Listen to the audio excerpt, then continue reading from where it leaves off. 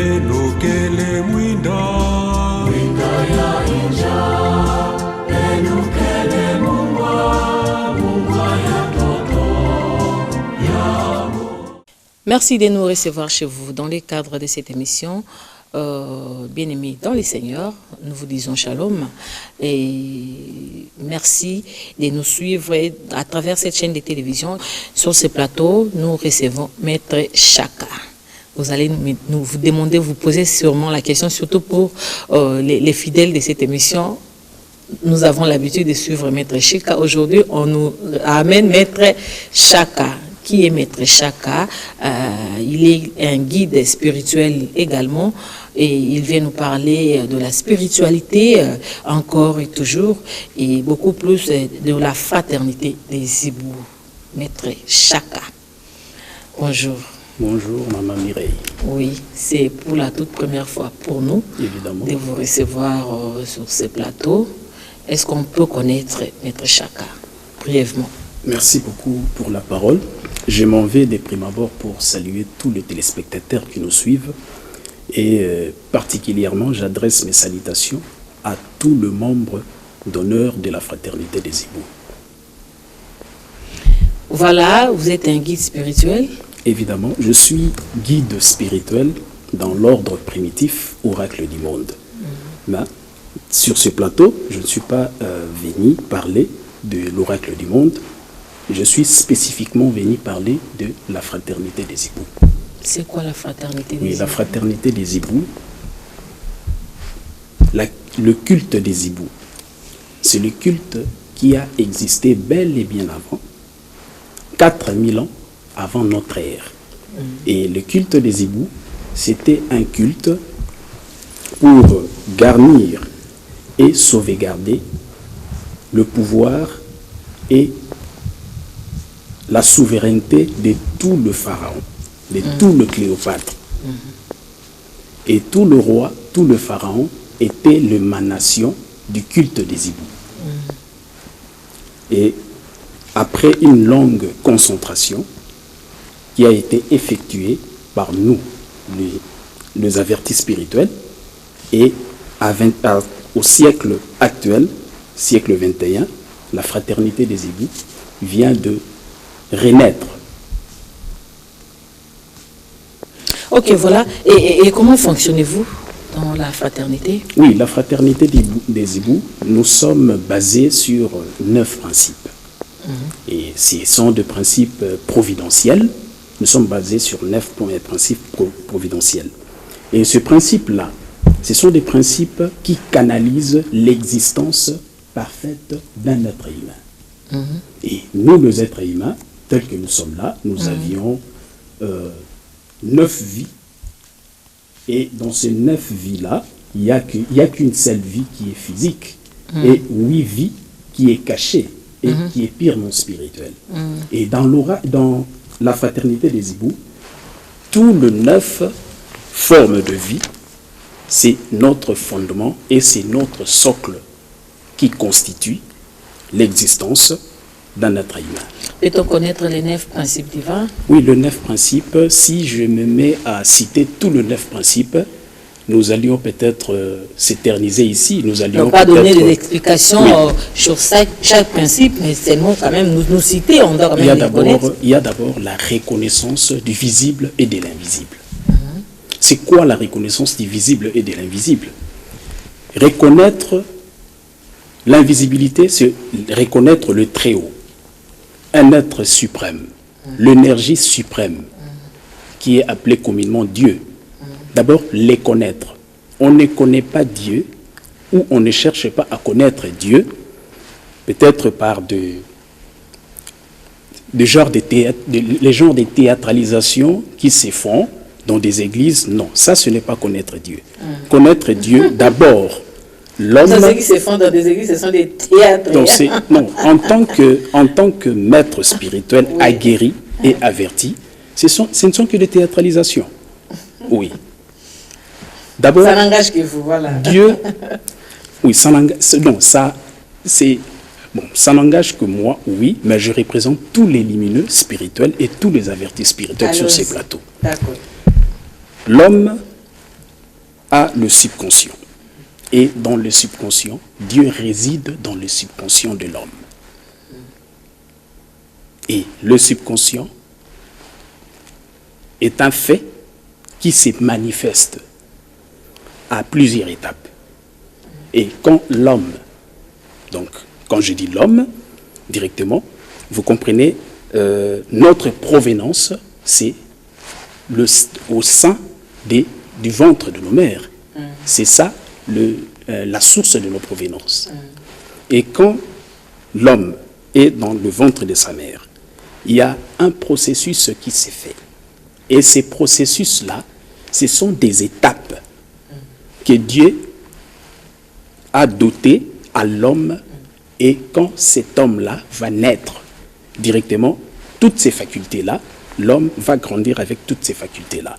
Et la fraternité des époux est là pour démasquer toute forme de cette évolution-là qui a été occultée. Après la naissance, bien sûr. Qui a été occultée d'abord dans le ventre de sa mère, à partir du ventre de sa mère, et jusqu'à ce qu'il sera mis au monde, et puis son évolution, sa croissance physique, ainsi de suite.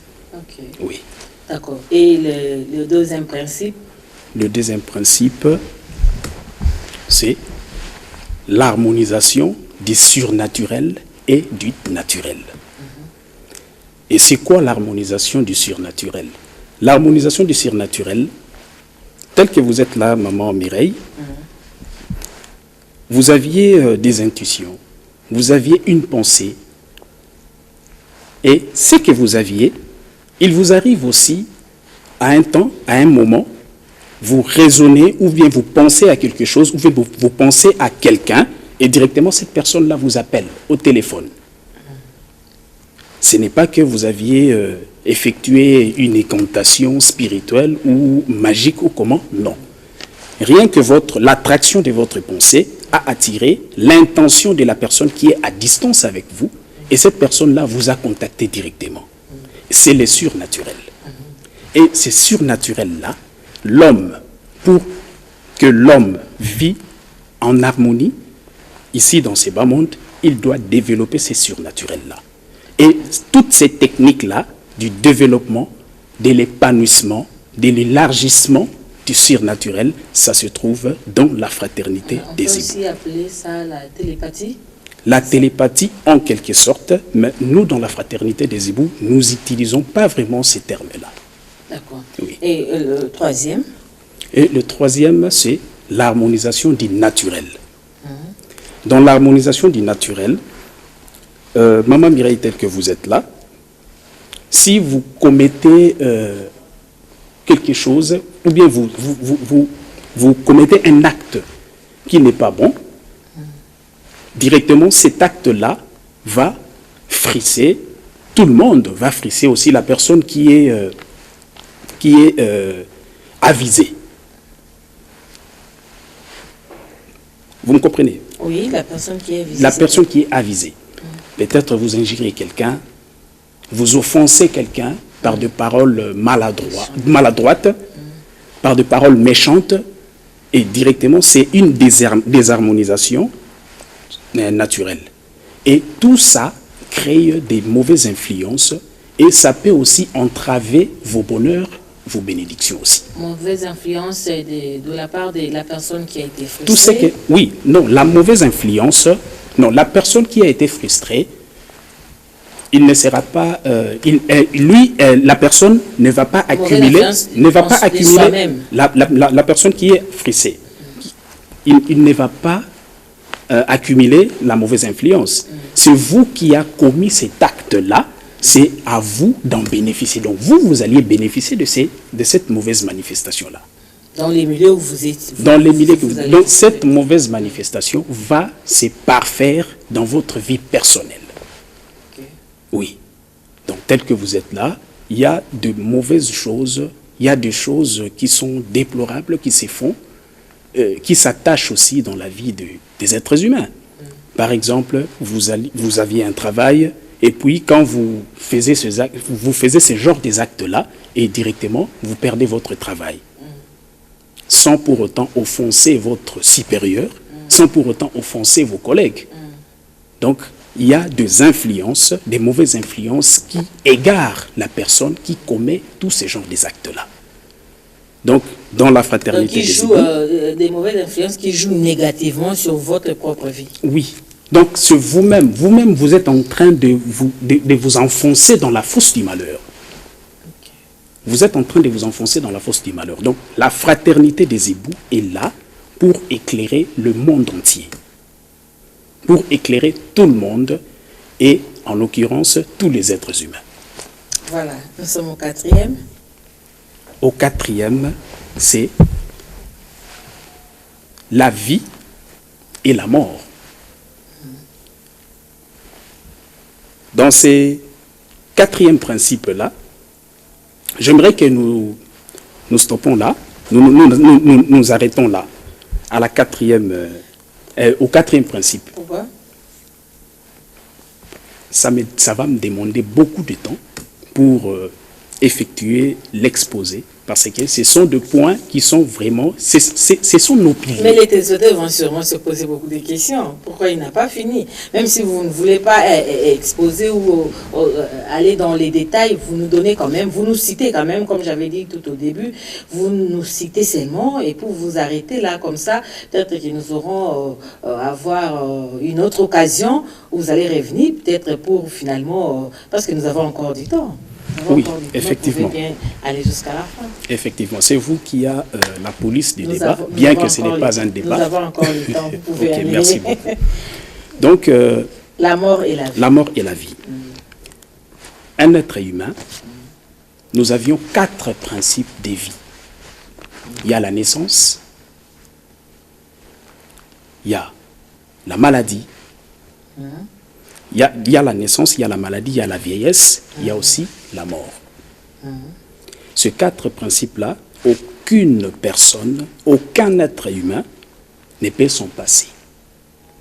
Et aucun être humain ne peut être supérieur à ces 4 principes-là.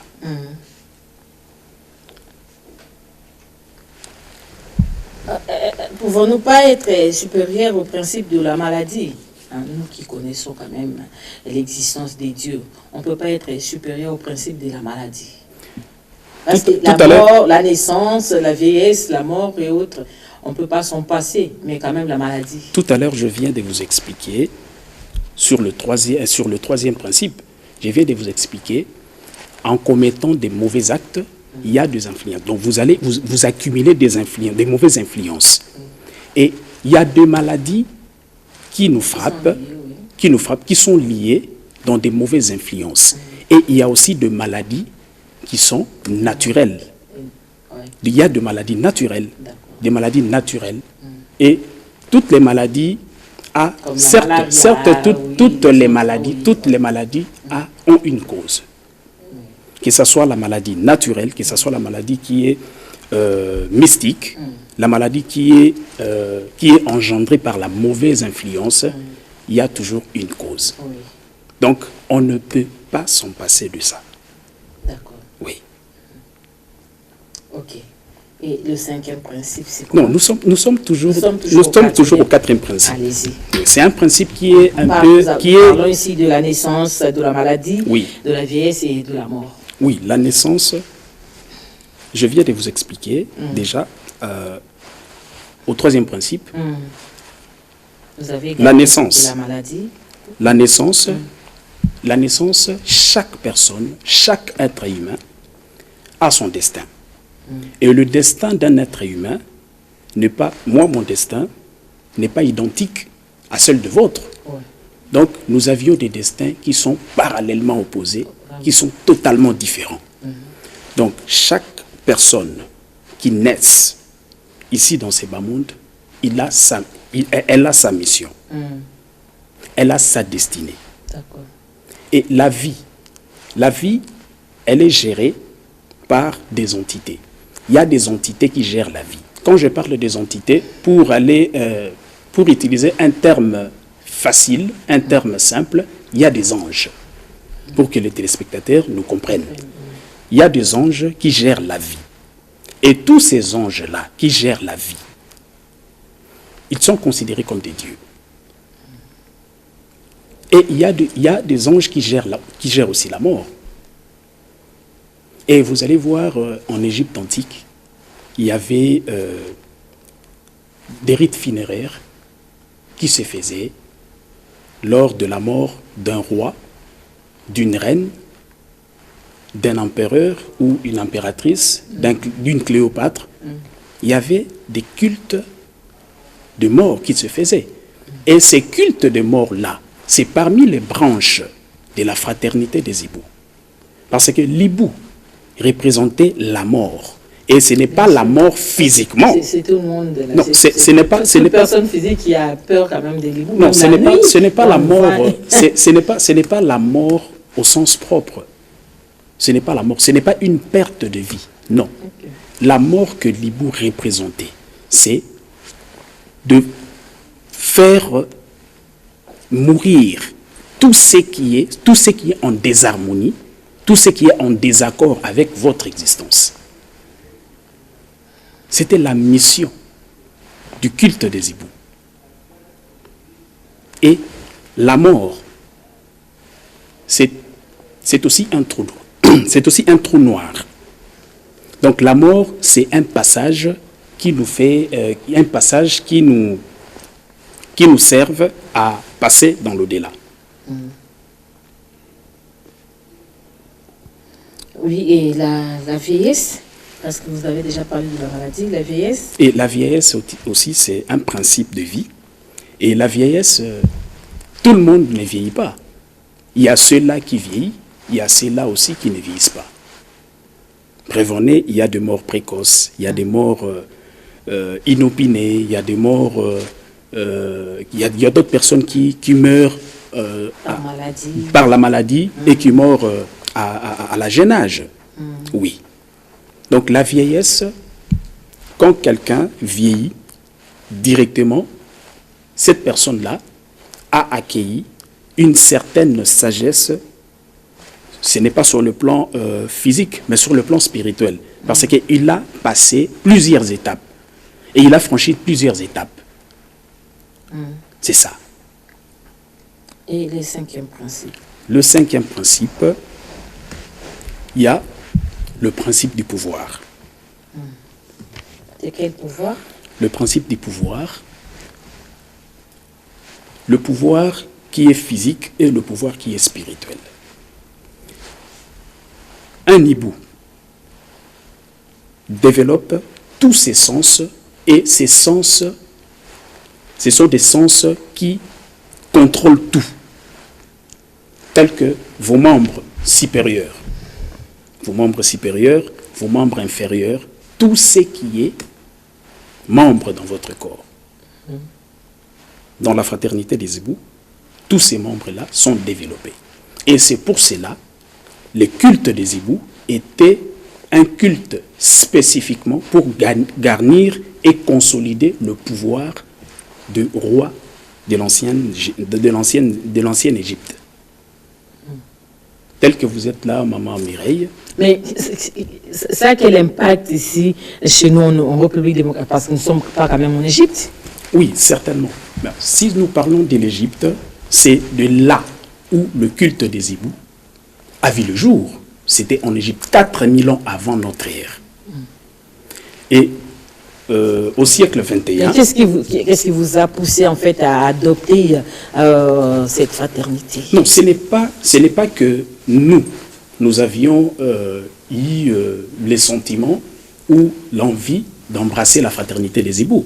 La fraternité des hiboux est une fraternité. Nous l'appelons la fraternité des hiboux parce que c'est l'ensemble de maîtres spirituels. Dans la fraternité des hiboux, n'importe qui ne peut pas nous rejoindre là-bas. La fraternité des hiboux, il faut être d'abord, premièrement, il faut être lumineux, il faut être averti spirituellement, et il faut être conscient. Il faut avoir une conscience élevée. Et comment faire pour une conscience spirituelle élevée? Comment faire pour être averti spirituellement? Il y a 2 étapes. Il y a 2 étapes à franchir. Il y a 2 étapes préparatives qui sont là pour vous préparer. C'est comme une école en fait. Oui, c'est comme une école, oui. Il y a 2 étapes qui sont là Il y a des étapes préparatives. Pour vous préparer, ça prend des années. Ça prend beaucoup de temps.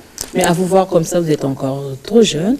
Et quand est-ce que vous avez commencé ça pour en arriver là? Parce que vous nous semblez toujours jeune, par rapport à ce que vous avez dit. Ça prend des années. Que vous avez commencé ça quand pour en arriver là aujourd'hui? Oui, maman Mireille, je vous réponds. Vous avez encore moins de 50 ans. Oui, je vous réponds rapidement. Il y a des élus, il y a ceux-là qui sont appelés et il y a ceux-là qui ne sont pas appelés. Je suis parmi les élus et je suis parmi ceux-là qui sont appelés. Dès les bas âges. Oui. Ok. Mon apparence ne vous donne pas peut-être beaucoup de pensées. Donc je vous ai répondu clairement. Donc vous avez le pouvoir en vous. Oui, j'en ai. Parce que tout ce que je suis en train d'extérioriser ici, donc c'est ce que moi je connais et c'est ce que moi je fais mieux. Plus mieux même. D'accord. 6e principe. Le 6e principe. Non, j'aimerais que nous restions un peu dans le principe du pouvoir. Vous m'avez posé une question. Hein, il y avait encore une autre question qui a échappé votre première question. Voilà. Bon, vous m'aviez posé la question, actuellement, quel est l'impact du pouvoir? La fraternité des hiboux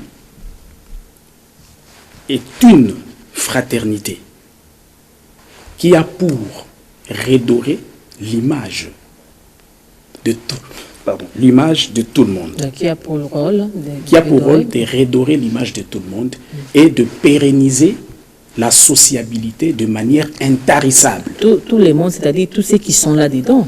Tous ceux qui sont là-dedans et tous ceux qui sont influents. Tous ceux qui sont influents ici dans ces bas mondes. D'accord. Oui. Donc quand je dis tous ceux qui sont influents, vous comprenez? Les présidents, tous les autorités. Tous ceux qui sont influents. Voilà.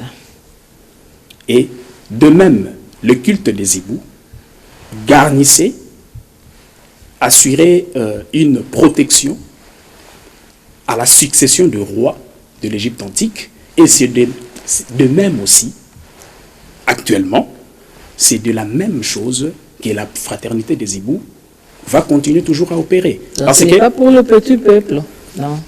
Bon, pour le petit peuple, bon, moi j'aime pas vraiment dénigrer les Congolais et les Congolaises. Donc je ne peux pas. C'est pour ceux qui ont le pouvoir. Non, je ne peux pas les considérer comme des petits peuples. Non. Donc ce n'est pas la fraternité des hiboux, c'est une fraternité. Il faut être bien préparé pour rejoindre la fraternité des hiboux. Parce que moi, je suis un membre d'honneur et tel que je suis ici, la fraternité des hiboux est constituée par de maîtres spirituels. Je dirais même de grands maîtres spirituels. Ceux qui sont au pouvoir, c'est ce que j'ai retenu. Voilà, est-ce qu'on peut passer? Oui, on peut passer. Alors, en 6e, alors. Le 6e principe, c'est l'amour. Ce qui manque aux gens qui sont au pouvoir. C'est l'amour. Vous en manquez. Hein? S'il y avait vraiment de l'amour dans ceux qui sont au pouvoir, ces pays ne seraient pas comme ça. Maman Mireille, je veux que nous restions, dans la spiritualité. Nous restions dans la spiritualité et dans ces vifs du sujet. Oui. Donc, nous n'allons pas vraiment toucher d'autres sujets. C'est une analyse en fait que j'ai fait. Bon, oui. On retourne ici. Merci. Voilà. L'amour. L'amour, d'abord, c'est une disposition de vouloir le bien d'un autre. Et nous, le maître spirituel, qui sommes des hiboux, s'il n'y avait pas l'amour, nous n'allions pas atteindre les niveaux où nous avions obtenu la grâce et aussi la permission de devenir des époux. Okay. Parce qu'il y avait l'amour entre nous, les grands maîtres spirituels. Entre vous, bien sûr. Oui. Ouais. Entre nous, il y avait l'amour. Et l'amour qui est prôné, l'amour qui est cité... Et l'amour du prochain. L'amour qui est cité, c'est plus que... C'est un amour qui est... Donc, c'est un amour extrême. qui est même plus que l'amour du prochain. L'amour qui est enseigné dans la fraternité des époux. L'amour, moi je parle de l'amour envers les personnes qui sont en dehors de la fraternité. Avec les personnes qui sont en dehors de la fraternité, c'est manifester cet amour-là. Oui, oui, l'amour, cet amour-là, nous les manifestions. Nous les manifestions en bon escient. Nous les manifestions avec, avec toute aptitude humaine. Nous les manifestions. Ok. Oui. Allons-y. Septième. Septième. Il nous reste 5 minutes. Il nous reste 5 minutes. C'est pour cela que je vous avais dit le principe. Mais c'est toute une émission. Hein? Fait du temps. Mais oui, c'est toute une émission. Oui. Là, vous avez déjà, à tout ce que vous dites là, vous êtes entré dans de parler de la fraternité des hiboux. Oui, oui. Donc c'est ce que vous avez voulu, non? Je suis venu rien que pour parler ça, oui. de la fraternité des hiboux. Et c'était vraiment important pour les téléspectateurs de connaître les différents principes utilisés dans la fraternité. Oui. Voilà. Le septième. Le septième, c'est l'homme et la femme. Et la femme. Oui. Et le huitième, qu'est-ce que l'homme et la femme ont fait? L'homme et la femme, ce sont des créatures. Ce sont des créatures qui sont représentées ici dans ces bas mondes. Et tous ces principes-là, donc j'ai pris certains petits points à chaque principe, parce que ce sont des principes qui vaut vraiment beaucoup de temps pour l'expliquer. Et le huitième, c'est quoi? Nous sommes au septième. Oui. Oui, septième, c'est l'homme et la femme. Et le huitième, c'est l'harmonisation. L'harmonisation. Oui. Donc, tous les principes qui sont là, bien que les principes sont cités... Les tout derniers, oui. Oui, le tout dernier. Oui, ça, c'est huitième, l'harmonisation. Et le tout dernier? La paix. La paix. Oui. À travers le monde. Ok. Pour la paix, vous pouvez nous donner un peu d'explication parce que nous sommes déjà à la fin. Oui, la paix. D'abord, la votre tranquillité. rôle, le rôle que vous jouez dans la fraternité pour la paix dans ce monde. Oui, je vous réponds. D'abord, la stabilité que nous avions ici dans ces bas mondes. Cette stabilité-là, elle est procurée par l'invisibilité. Et la paix, dans la fraternité des hiboux, quand on parle de la paix, c'est tout ce qui est en bien chez l'homme et la femme. C'est ça que nous parlions en termes de paix. La paix à travers le monde, non? La paix à travers le monde, la paix à travers le monde physique, la paix à travers le monde spirituel. Et la paix à travers... À travers le monde physique, et donc ça se limite entre l'homme et la femme. Entre l'homme et la femme. Pas entre les nations. Tout ce que l'homme et la femme fait. Pas entre les nations. Non, entre les nations, même si nous avions des nations différentes, mais nous tous, nous sommes des êtres humains.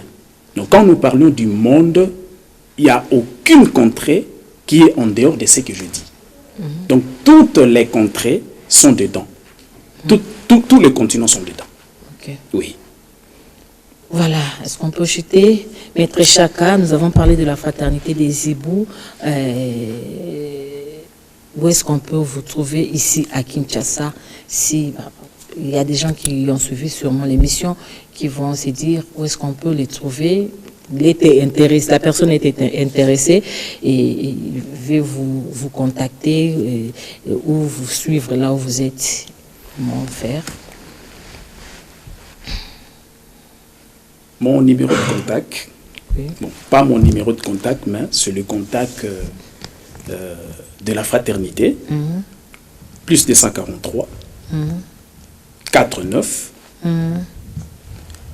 60, oui. 0, 61. D'accord. Plus 243, 39, 39. oui, 495. Ah, l'autre numéro, hein? Oui, il y a deux numéros. 39. 495, 816. 816. Je réitère pour l'éclaircissement. Oui. plus 243, 49, 600, et 49 plutôt, 60, 0, 61. Plus 243, 39, 495, 816. Ok. Voilà. Il n'y a pas une adresse physique? L'adresse physique sera communiquée lors du contact. D'accord. Voilà. Merci beaucoup, Maître Chaka. Merci. Je sais que c'est la première fois, ça ne sera pas la dernière fois. Merci. Vous avez déjà ouvert une porte. Je sais que vous allez nous revenir. Bien que le temps nous a fait défaut, mais Voilà. du moins, j'ai déjà donné la petite matière déjà. Voilà, merci beaucoup. Merci. Et c'est retenu, hein, les téléspectateurs ont retenu. Merci à vous tous qui avez suivi cette émission bien aimée. Dans le Seigneur, c'est déjà la fin. Nous avons reçu cette fois-ci Maître Chaka, un guide spirituel. Et avec lui, nous avons parlé de la fraternité des hiboux et il a cité les différents principes utilisés dans la fraternité. Il y a une 9, nous vous l'avons cité. Merci et soyez bénis.